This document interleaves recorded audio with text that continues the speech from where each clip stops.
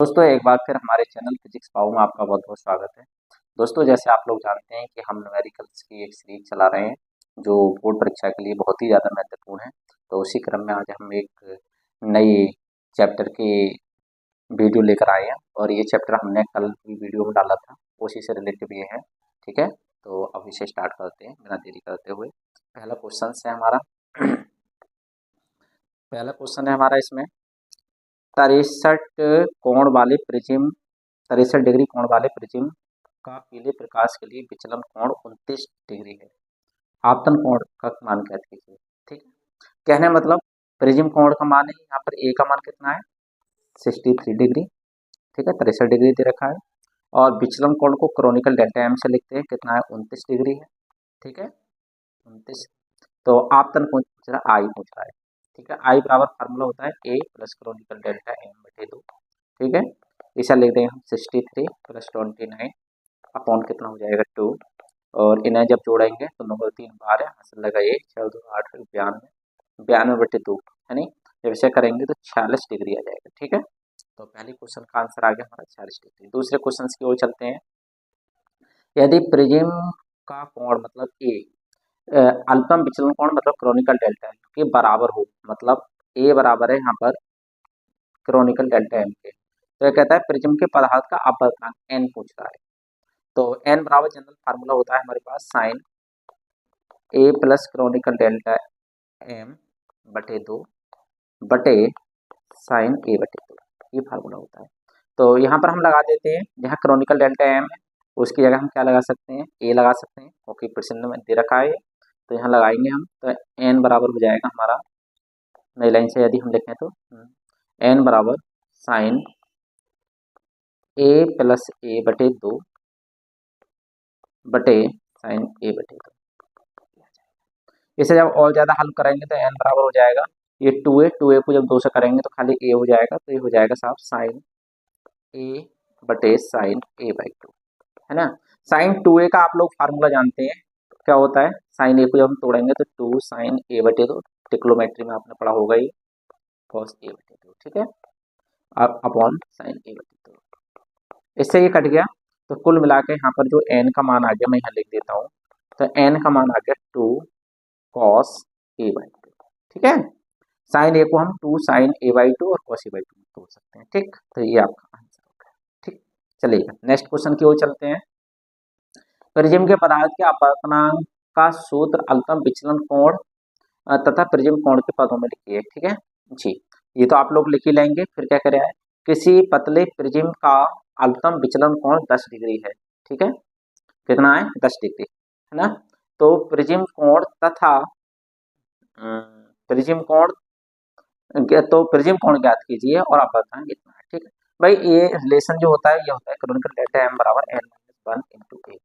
ये अल्पतम विचलन कोण होता है, ये अपवर्तनांक होता है और ये प्रिज्म कोण होता है। ठीक है, तो रिलेशन तो आप लोग लिख सकते हैं। ठीक, और फिर क्या करें आइए, तो ये कहता है फिर किसी पतले कहाँ गया, प्रिज्म के लिए न्यूनतम विचलन कोण का मतलब इसका क्रोनिकल डेल्टा एम का मान दे रखा है 10। ठीक है, और दूसरा क्या कर रहा है, प्रिज्म कोण ए का मान ज्ञात करवा रहा है और एन का मान है 1.5 माइनस 1 इंटू ए।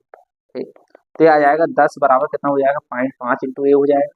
मेरे बेटा यदि हम यहाँ से ए का मान हम निकाल रहे हैं तो ए बराबर क्या हो जाएगा 10 बटे 0.5 हो जाएगा, पॉइंट से 0 कट गए, कितना आ गया 20। तो यहाँ पे प्रिज्म कोण का मान आ गया साहब 20 डिग्री। ठीक है, ये बात आप लोग याद रखना, और पतले प्रिज्म के लिए ये सूत्र का यूज करते हैं। ठीक है, पतले के लिए। अगला क्वेश्चन, ये रिलेशनशिप भी इसका यही है। ठीक है, इसका जो ये क्वेश्चन था उसका आंसर भी यही है। नेक्स्ट, किसी पतले प्रिज्म कोण का मान मतलब ए का मान दे रखा है, इसमें प्रिज्म कोण का मान मतलब होता है ए। ठीक है, इसके अपवर्तनांक एन का मान कितना है 1.5।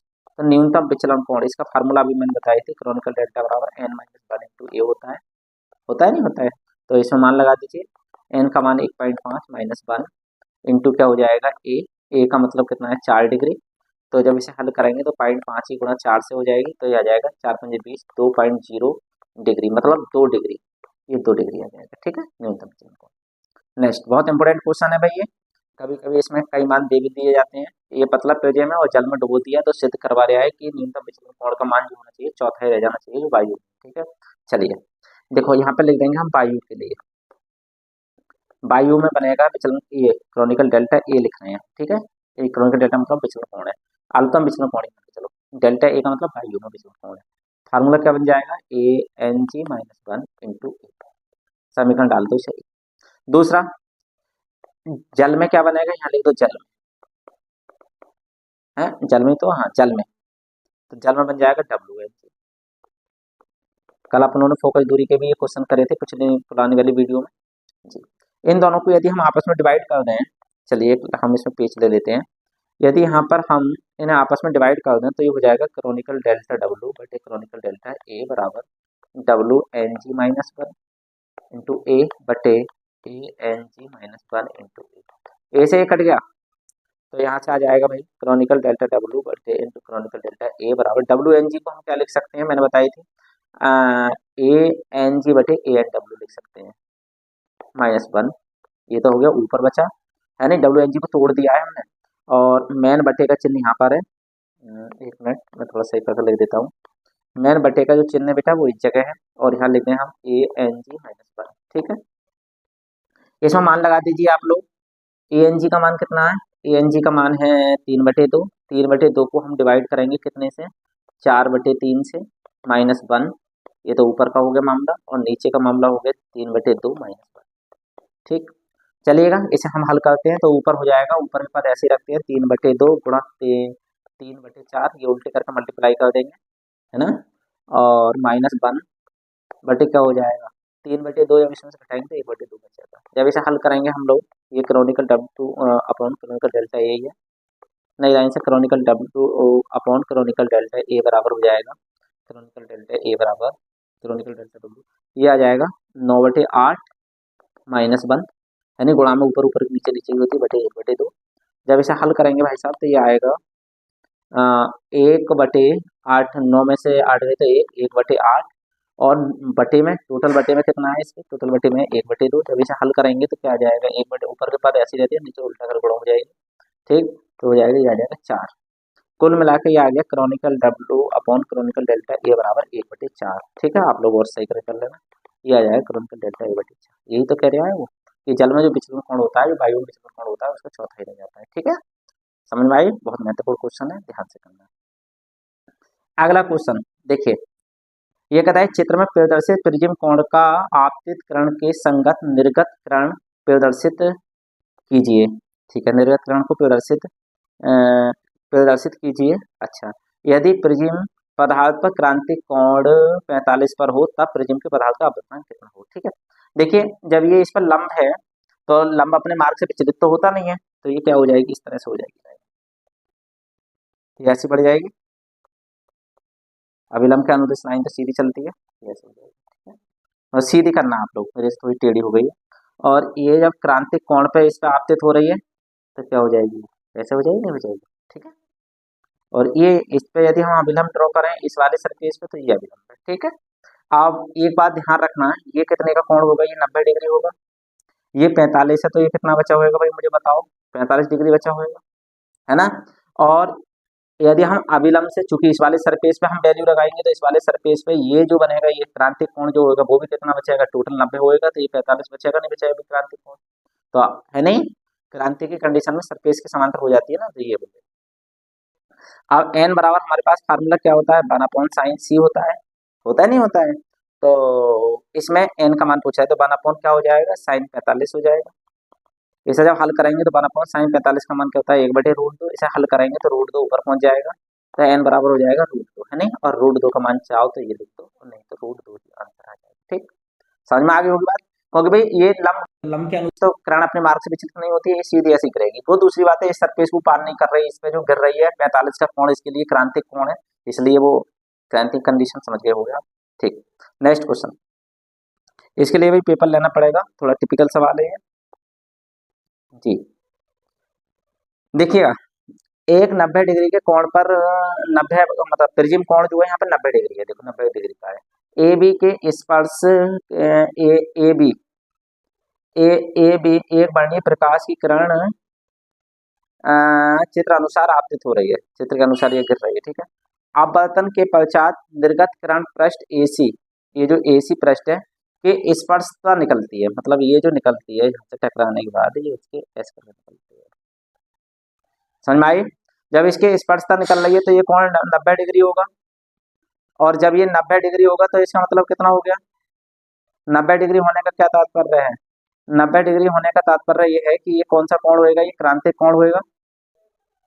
ठीक है, तो ये आ जाएगा कितना? 45 डिग्री ये आ गया, 90 ये आ गया, तो ये कितना हो जाएगा बताइए आप? यदि हम सपोज करो ये इस कोण को स्मॉल आर मान लें, है नहीं, तो ये कितना बचेगा? ये हो जाएगा 90 माइनस आर, ये तो बचेगा, कोई टोटल 90 होएगा, ये 90 माइनस आर हो जाएगा। अब दूसरी बात समझो, ये कोण कितना होएगा? ये वाला, जब ये 90 माइनस आर है तो ये, और ये 90 है, तो ये कितना होएगा बताओ? ये होएगा तुम्हारा 90 180, ये आर होएगा भाई, है नहीं।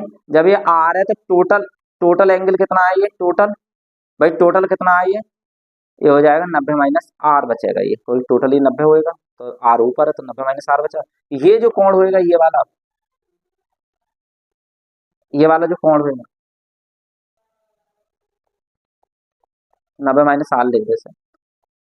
ये जो कोण है ये थोड़ा सही करके लिख देता हूँ, आपको नहीं दिखाई दे रहा है भाई। टोटल ये आर ऊपर का आर है, टोटल ये 90 है, तो ये कितना बचा होएगा बताइए आप लोग? ये 90 माइनस आर बचा होगा, ये वाला, एक पेन दे देते हैं, ये 90 माइनस आर बचा होगा। और ये किसकी तरह काम करेगा? इस वाले पृष्ठ के लिए क्रांतिक कोण की तरह काम करेगा, है नहीं। तो जरा लगाते हैं, ए बी पृष्ठ पर अपवर्तन का सूत्र लगा देते हैं। ए बी पृष्ठ पर स्नेल का नियम लगा दो, तो एन बराबर क्या हो जाएगा बताओ? साइन आई का मतलब कितना है? 45, और आर का मतलब कितना है? आर ही है यहाँ पे, साइन आर। ठीक है, और इसे यदि हम हल करें तो एन बराबर कितना हो जाएगा? साइन 45 का मान 1/√2 बटे साइन आर हो जाएगा, है ना, हो जाएगा। या इसकी क्रॉस मल्टीप्लाई हम लोग कर लें तो ये आ जाएगा मेरे भाई एन साइन आर बराबर 1/√2। इसे समीकरण बन डाल दीजिए। ठीक है, दूसरे यदि हम दूसरे पृष्ठ पर बात करें, कौन से पृष्ठ पर? एसी पृष्ठ पर। तो एसी पृष्ठ पर क्रांतिक कोण वाली कंडीशन है, तो क्या हो जाएगा? एन बराबर 1/sin सी हो जाएगा, और सी का मतलब कितना है? ये सी का मतलब यहाँ पे कितना है? 90 माइनस आर। अरे ये हमने कहाँ से लिख दिया? इस वाले सूत्र से, इससे एन बराबर 1/sin सी, इस वाले सूत्र से, इस वाले सूत्र से हमने ये लिख दिया। ठीक है, बात समझ में आई? ये समझाने के लिए मैं लिखा है। तो एन बराबर क्या हो जाएगा? इसे 90 में से लिखता है कोई भी चीज, जब इसे सॉल्व करेंगे तो कॉस आर हो जाएगा, तो एन कॉस, सॉरी नई लाइन से लिख देते हैं, ये हो जाएगा एन कॉस आर बराबर कितना हो जाएगा? 1। ठीक है, ये समीकरण क्या डालने दो, दोनों का वर्ग करके क्या कर दें? जोड़ दें, है नहीं। तो ये लिख दो समीकरण वर्ग प्लस 2 का स्क्वायर, है नहीं। ये कंडीशन अप्लाई हमने कर दी, तो क्या हो जाएगा? N square sine square R plus N square cos square R, इधर भी कर दो तो 1/√2 का होल स्क्वायर प्लस 1, ये तो हो जाएगा। 1 का स्क्वायर तो 1 ही होता है ना, तो ये हो जाएगा 1/2 प्लस 1, और यहाँ से एन स्क्वायर कॉमन कर लो तो अंदर हो जाएगा sine square R plus cos square R, और ये कितना होता है? 1 होता है, तो नई लाइन से ये आ जाएगा एन स्क्वायर, और ये क्या हो जाएगा? 1 बराबर क्या हो जाएगा? 3/2। तो यहाँ से यदि हमें एन स्क्वायर का मान निकालना है तो 3/2, और यहाँ से यदि एन का मान निकालें तो अंडर रूट कितना हो जाएगा? 3/2। सही है, चलिएगा अगले क्वेश्चन की ओर चलते हैं। ये भी थोड़ा टिपिकल है, और टिपिकल कुछ नहीं होता है, मतलब बड़ा है जी। इसमें क्या दे रखा है? इसमें बेटा अपवर्तक कोण, अपवर्तक कोण का भी याद रखना आप लोग। अपवर्तक कोण का मतलब भी प्रिज्म कोण होता है। अपवर्तक कोण का मतलब क्या होता है? प्रिज्म कोण, ये बात ध्यान रखना। अपवर्तन कोण अलग होता है, आपतन कोण अलग होता है, और अपवर्तक कोण का मतलब प्रिज्म कोण होता है, ये बात आप लोग ध्यान रखना। तो यहाँ पर क्या दे रखा है? यहाँ पर दे रखा है आपके लिए, मैं नीचे वाले पेज पर लिख देता हूँ, वैसे एक आध चीज यहाँ भी लिखी जा सकती है, यहाँ पे एक जगह में कर देता हूँ। ठीक है, यहाँ पे दे रखा है ए का मान है 60 डिग्री, ठीक, और एन का मान है 1.414, तो इसे हम √2 भी लिख सकते हैं, आप लोग सब जाने जानते हैं ना। तो ये न्यूनतम विचलन कोण पूछ रहा है, तो एन बराबर फार्मूला यहाँ पे क्या लगा दें? साइन ए प्लस कैनोनिकल डेल्टा एम बटे 2। ये पतले प्रिज्म के लिए बात नहीं हो रही है, पतले प्रिज्म के लिए बात हो रही होती तो फिर कंडीशन अलग लगती। न्यूनतम विचलन की बात हो रही है, पतले प्रिज्म के लिए नहीं हो रही। पतले प्रिज्म के लिए फिर कैनोनिकल डेल्टा बराबर n - 1 * a वाला फार्मूला लगाते हैं। ठीक है, ये बात ध्यान रखना। चलिएगा, तो यहाँ पर हम क्या बात कर रहे हैं, इनटू क्या होता है हमारे पास फार्मूला हो जाता है साइन ए बटे दो, है ना। तो लगा दीजिएगा इसमें, एन की जगह क्या लगा दें हम, यहाँ पे लिख रहे हैं भाई, अब इसे हम यहाँ कर रहे हैं भाई, यहाँ देख लेना आप लोग, ये एन की जगह हम रूट दो लगा दें, और साइन ए का मान है हमारे पास 60, 60 प्लस कोरोनिकल डेल्टा एम बटे दो इंटू साइन 60 बटे दो। तो इसे जब हम हल करेंगे भैया तो आ जाएगा रूट दो बराबर साइन 60 प्लस कोरोनिकल डेल्टा एम बटे दो इंटू साइन 30, है ना। इसे हम और अच्छी तरीके से लिखें तो रूट दो साइन 30 बराबर हो जाएगा साइन 60 प्लस कोरोनिकल डेल्टा एम बटे दो, और रूट दो का मान कितना, रूट दो लिख दो, साइन 30 का मान 1 बटे दो, जब इसे इसे दो को करेंगे तो बटे में रूट दो आ जाएगा, है नहीं। साइन 30 का मान लगा दिया हमने, तो ये आ गया 1 बटे रूट दो बराबर आ गया आपका साइन 60 प्लस कोरोनिकल डेल्टा एम बटे दो। आगे नहीं आ गया, रूट दो को हम साइन कितने लिख सकते हैं, साइन 45 का मान होता है ये लिख देंगे साइन 60 प्लस कोरोनिकल डेल्टा एम बटे दो, और इसे हम क्या कर दें, अब साइन से साइन हटा दें तो ये आ जाएगा 45 बराबर 60 प्लस कोरोनिकल डेल्टा एम बटे दो। यह और हल करें इसे तो हो जाएगा 90 बराबर 60 प्लस कोरोनिकल डेल्टा एम। अजी तो कोरोनिकल डेल्टा एम का मान आ गया 90 माइनस 60 बराबर कितना आ चुका है बताइएगा आप लोग, कोरोनिकल डेल्टा एम का मान आ गया 30। ठीक है, आप लोग खुद करें करें इसे, ठीक है, इस तरह के सवालों के लिए। चलिए एक पेपर और लेना पड़ेगा क्योंकि बड़ा है ये सवाल भाई। अगली, ये तो आ गया विचलन कोण, तो ये काम हमारा खत्म नहीं होता, विचलन कोण पहली चीज आ गई। अब आपतन कोण पूछ रहा है, तो आपतन कोण तो हम जानते हैं भैया, आपतन कोण का फार्मूला आई बराबर क्या होता है, ए प्लस कोरोनिकल डेल्टा एम बटे दो, ये तो होता है आपतन कोण का सूत्र। ठीक है, यहाँ पे कर रहे हैं, तो ये क्या आएगा भाई, इसका मान लगा दो, ए का मान कितना है हमारे पास 60, ए कोरोनिकल 30 बटे दो, तो ये आ गया 90, 90 बटे दो मतलब 45 आ गया आपतन कोण। फिर कह रहा है अपवर्तन कोण, अपवर्तन कोण आर, स्मॉल आर, तो स्मॉल आर भी हम लोग जानते हैं क्या होता है, वो 1 बटे दो होता है अपवर्तन कोण। ठीक है, तो ये हो जाएगा कितना बेटा, 60 बटे कितना हो जाएगा, दो, 60 बटे दो अर्थात कितना आ गया, 30 डिग्री आ गया वो, है ना। आई आ गया, आर आ गया, कोरोनिकल डेल्टा एम आ गया, और ये कहता है निर्गमन कोण। याद रखना निर्गमन कोण जो होता है इसे स्मॉल ई से लिखते हैं, और ये आई के बराबर होता है, परंतु होता जब है जब अल्पतम विचलन की स्थिति होती है, ये याद रखना, नहीं तो फिर इसका लिखाने का अलग तरीका होता है। ठीक है, चलो तो ये कितना हो जाएगा, आई का मान कितना था 45, आई का मान कितना था, आई के चित्र में देखिए ये कोण कितना होता है, ये आई तो होता है, ये आई, ठीक है, आई का मान कितना है 45।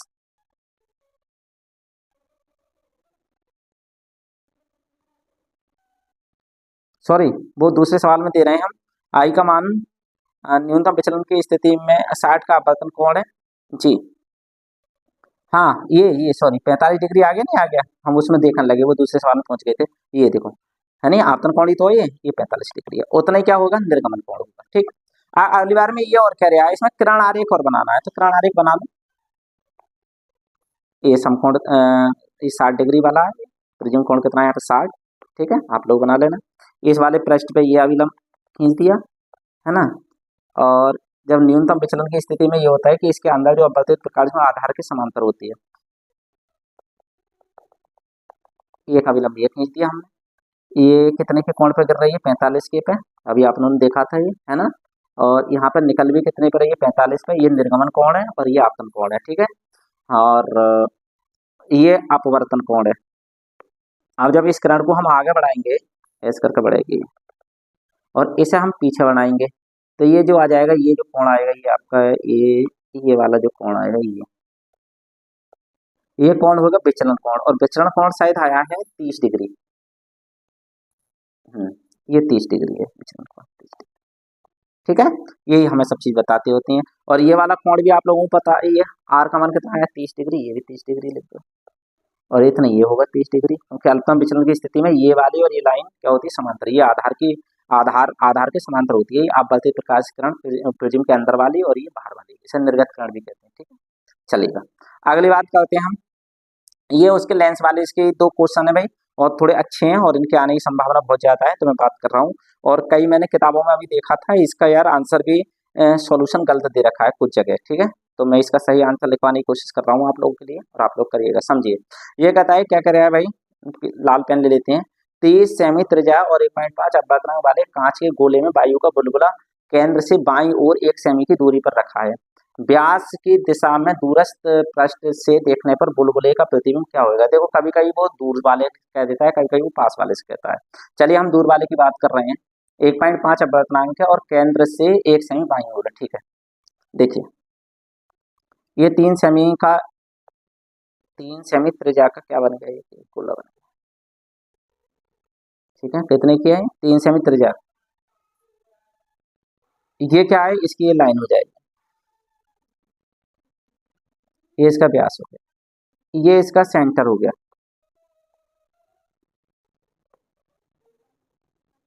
ये इसका सेंटर है, ठीक है। सेंटर को हम लिखते हैं सी। और वस्तु जो रखी है भाई, और यहाँ से लेके यहाँ तक की दूरी कितनी है, 3 सेंटीमीटर त्रिज्या है ना ये, आप समझ गए होंगे, ठीक है। सही करके बनाना आप लोग जी।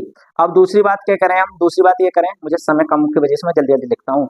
और ये हो गया 3 सेमी हो गया, और फिर क्या करें, इससे केंद्र से 1 सेमी इधर है, इधर 1 सेंटीमीटर इधर, ये 1 सेंटीमीटर जगह है, सही है। चलिएगा, ये वस्तु रखी है, वस्तु को हम लिख रहे हैं ओ नाम की वस्तु रखी है।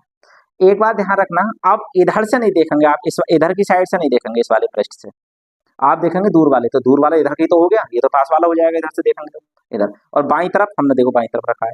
अब यहाँ से देखो, एक बात आप सभी लोग जानते हैं कि सेंटर से कोई भी लाइन जो खींचते हैं वो अभिलंब होती है, ये अभिलंब है। इधर भी खींच सकते हैं अभिलंब, परंतु हम चूंकि इधर नहीं देखना चाह रहे हैं तो उधर ही खींचेंगे जिधर से हमें काम है। ये वस्तु से प्रकाशीकरण गई होगी, ऐसे करके गई होगी, ऐसा, ठीक, ये तो गई होगी।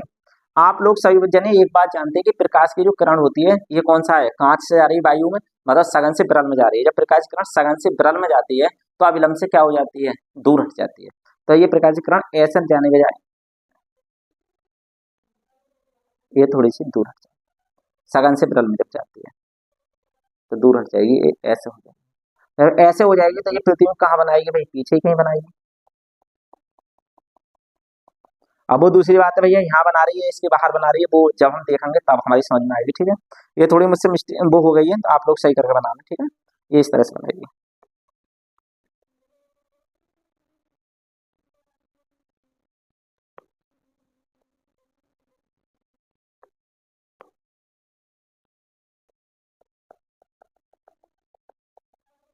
इस तरह से बनाएगी, है नहीं, इस पीछे को हटाया हमने, सही है। कुछ मैंने ज्यादा झुका दिया, आप अपने हिसाब से बना लेना, ठीक। चलिए, तो अब ये जो है ये आई है, अब ये यहाँ पे है, इसके बाहर है, वो भगवान जाने, वो अभी हम क्या करेंगे, इसके लिए सॉल्यूशन की बात पता चलेगी कहाँ पर है, ठीक है। तो इसके लिए फार्मूला क्या होता है भाई, ये होता है n-1/r बराबर n/b-1/u। हमें b का मान निकालना है। पहली बात तो याद रखना कि n का मान जो दे रखा है यहाँ पर 1.5 दे रखा है, तो n का मान 1.5 का मतलब आप लोग जानते होंगे, 1.5 जो दे रखा होता है वायु के सापेक्ष दे रखा होता है, और यहाँ उल्टा देखा है, कांच से वस्तु कांच में रखी हुई है, ठीक है। तो ये क्या हो जाएगा, 1.5 का उल्टा मान लगेगा, ये आ लगेगा n का मान 1/1.5 -1/r का मतलब इसकी त्रिज्या। अब ये ध्रुव बन गया, ये मानो ध्रुव, ध्रुव के बाईं तरफ जो चीज रखी होती है वो सब माइनस में लिखी जाती है, तो माइनस की 3 सेमी तो हो गई इसकी त्रिज्या। एन की जगह वही 1.5 क्यों लगा रहे हैं वो समझ गए होंगे आप, उसका उल्टा लगाएंगे इंटू बी, और -1/u, u का मतलब हो जाएगा इस वाले ध्रुव से यहाँ तक की वस्तु तक की दूरी, तो 1 सेंटीमीटर तो ये है, 3 ये है, तो हो गई 4, और वो भी 4 किसकी होगी, माइनस की, ठीक है। तो इसे जब हल करेंगे आप तो पॉइंट हटा के 0 लगा दें, ये हो गए 15, ठीक है। तो ये ऊपर बचेंगे 15, इधर गुणा करेंगे तो हो जाएगा 15, 15 में से 10 गए तो कितने बचे, -5, -5/15 तो बचे ऊपर, और ये जब ऊपर होंगे तो ये आ जाएंगे नीचे, ठीक है भाई। ऊपर 5/15 बचे, तो ऊपर वाली चीज नीचे आ जाती है ना, जब मेन बटे की चिन्ह ये होता है तो माइनस से माइनस कट गया, ठीक है। 5 या 15, तो ये 1/9 बन जाएंगे कंडीशन। ये जब इसे हल करेंगे तो 5 से 5 2 10, 5 या 15, ये 2/3 आ रही है भैया, है ना। और माइनस प्लस 1 कितने आ रहे हैं, 4। तो इसे जब हम हल करेंगे आप तो 1/9, और ये इधर आके घट जाएंगे, 1/4 हो जाएंगे, बराबर आ गए 2/3, सही है। और हल करिए आप लोग, तो यहाँ 36 बन गया इसका एलसीएम, इसकी गुणा इधर, इसकी गुणा इधर, ऐसे कर लो, या ऐसे करो, 9 चौक 36, 4 आ गए, बात वही आ गई, ठीक है, बराबर 2/3, है ना। तो ये बचेंगे 5 और 4 9, तो ये बचे भाई साहब आपके माइनस के 5/36 बराबर आ गया 2/3 बी। हमें निकालना है बी का मान, तो बी बराबर हो जाएगा, ये हो जाएंगे 2 × 36/3 × 5, वो भी माइनस के, ठीक है। ये हो गए 12, 12 दूनी 24, 24/5 आ गया, और वो भी किसका, माइनस का। तो माइनस के 5 का मतलब उधर ही बनने आए, ध्रुव की सब इधर की चीज बन रही है। और इसे 5 चौक कितने हो गए 20, 5 अट्ठे 40, माइनस के इतने सेंटीमीटर आ गए। कहने का मतलब यहाँ से ये जो ओ था, उसे उसे बाई तरफ ही कितना 0.8 और चल जाओ, यहाँ होगा, ठीक है। बात समझ में आई बात, गोले के अंदर ही है, क्योंकि गोले की भाई टोटल दूरी कितनी होगी 6 सेंटीमीटर होगी, और ये 4.8 है, ठीक है। चलिएगा, ये इसका आंसर आ गया, ठीक है जी। एक क्वेश्चन और है इसी टाइप का भाई, आप सब लोग करना है इसे, बहुत अच्छा क्वेश्चन है, चलिए मैं करवा देता हूँ इसके लिए।